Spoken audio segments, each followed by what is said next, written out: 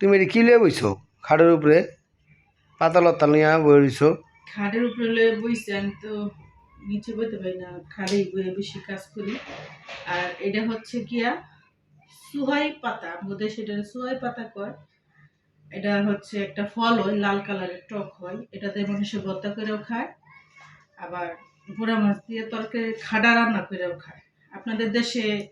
এরকম এটা আড়াইলা পাতা কয় এইগুলা পাতা আমি জীবনও দেখিনি এগুলা পাতা খায় মানুষ না তুমগো দেশেই হয় না সব দেশেই হয় সবাই চিনে আর যারা যারা চিনেন এই পাতাটা এটা সুহাই পাতা কয় কোন কোন দেশে কি নাম কয় জানি না কমেন্টে জানাতে পারেন